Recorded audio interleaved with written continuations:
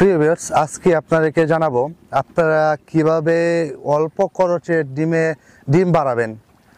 প্রাকৃতিক উপায়ে খাবার খাওয়ায়ে কিভাবে হাঁসের ডিম বাড়াবেন এবং অল্প খরচে কিভাবে হাঁসের ডিম বেশি পাওয়া যায়।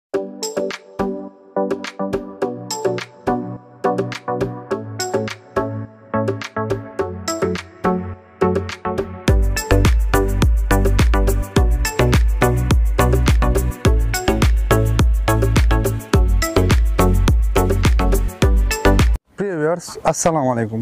দেশ ও দেশের বাইরে থেকে যারা দেখছেন সবাইকে ওয়েলকাম করছি আল হুদা হাঁসের খামার থেকে। আশা করি সবাই সুস্থ আছেন, ভালো আছেন। প্রিয় ভিউয়ার্স, আজকে আপনাদেরকে জানাবো আপনারা কিভাবে অল্প খরচে ডিম বাড়াবেন।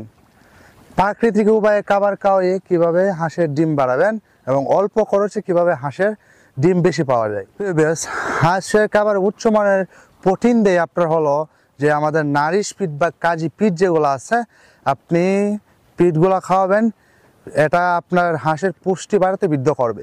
আপনি ধান, গম, ভুট্টা ওইগুলোর সাথে আপনি নারিশ পিট 16 থেকে 18 ভাগ দেবেন। 100%-এর মধ্যে 16 থেকে 18% আপনি দিবেন নারিশ পিট বা কাজী পিট, যেটাই দেন। কিন্তু আপনি যেটাই খাওয়ান, হাঁসকে যে কোনো যেটাই খাওয়ান, নারিশ পিট খাওয়ালে নারিশ পিঠে খাওয়াবেন, কাজী পিট খাওয়াইলে কাজী পিঠে খাওয়াবেন। কারণ এই দুইটা পিঠে হলো হাঁসের জন্য তৈরি করা। সেক্ষেত্রে যে কোনো যেটাই খাওয়ান, যে কোনো একটা খাওয়াতে হবে, আবার দুইটা একসাথে খাওয়ানো যাবে না। প্রিয় ভিউয়ার্স, আমরা যদি শাকসবজির দিকে আসি, হাওড়ে কিন্তু আমাদের কলমি শাক, তারপরে কচুরি পানা, গাজর ইত্যাদি সবজি দিলে তাদের ভিটামিন ও খনিজের চাহিদা পূরণ হয়। আপনারা জানেন যে শাক সবজি বলেন যেগুলো আছে, কলমি শাক বলেন, তারপরে কচুরি পোনাদের, এগুলাকে আপনার শাক সবজি যেটা আছে, এটা হাঁসকে খনিজের চাহিদা বাড়তে বৃদ্ধি করে। তবে অবশ্যই আপনারা এটা খাওয়ানোর চেষ্টা করবেন।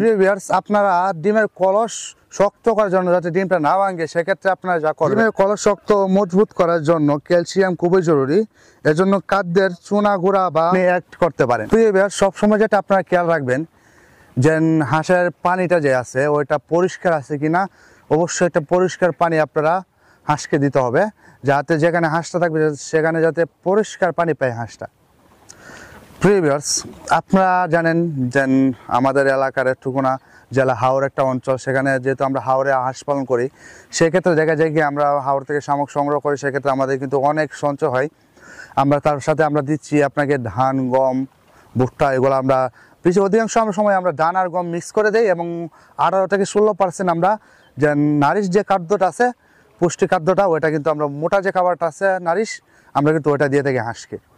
নারিশ খাদ্যটা দিলে কী হয়, হাঁসের যে আপনার হাঁসটা মজবুত হয়, বা হাঁসটার খাদ্যটা দিলে কিন্তু নারিশ খাদ্য দিয়ে হাঁস কিন্তু ইনশাল্লাহ বেশি ডিম দেয়। এবং আপনি যদি হাওড় থেকে শামুকটা সংগ্রহ করতে পারেন, শামুক খাওয়ালে উপাদান কি আপনি জানেন, যে বললাম চুনা গুঁড়া, সেক্ষেত্রে যদি শামুক খাওয়াইলে আপনার হবে ডিমটা বড় হবে, ডিমের কলসটা যে আছে কলসটা শক্ত হবে।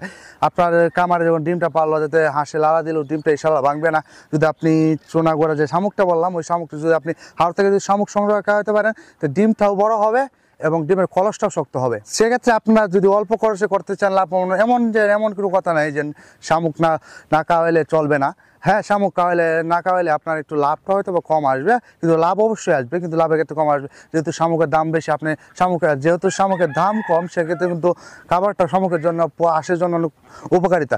সেক্ষেত্রে আপনার শামুক ম্যানেজ করতে পারলে করবেন, হয়তো নাই, সমস্যা নাই।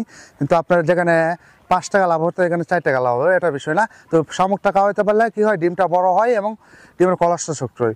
প্রিয় ভিউয়ার্স, এই ছিল আমাদের আজকের ভিডিও। দেখা হবে অন্য কোনো ভিডিওতে। ততক্ষণ ভালো থাকুন, সুস্থ থাকুন। প্রিয় ভিউয়ার্স, যাদের হাঁস এবং হাঁসের সম্পর্কে যারা কোনো কিছু জানতে চান, আমার ভিডিও স্ক্রিনে কমেন্ট করবেন। ইনশাল্লাহ আমরা ভিডিওতে আপনার কমেন্ট দিয়ে ভিডিও করার চেষ্টা করব। আপনারা যদি চান যে অল্প করে হাঁসের ঘর কীভাবে বাঁধে, ওইটা যদি আপনারা দেখতে চান বা শিখতে চান, অবশ্যই আমাদের ভিডিওতে কমেন্ট করবেন। আমরা আপনাদেরকে ভিডিও করে দেখিয়ে দেবো কীভাবে অল্প খরচে আপনি হাঁসের ঘর বাঁধতে পারবেন, ক্ষণস্থায়ীভাবে বা চিরস্থায়ীভাবে। প্রিয় ভিউয়ার্স, আজকে এতটুকুই। ভালো থাকুন, সুস্থ থাকুন। আসসালামু আলাইকুম।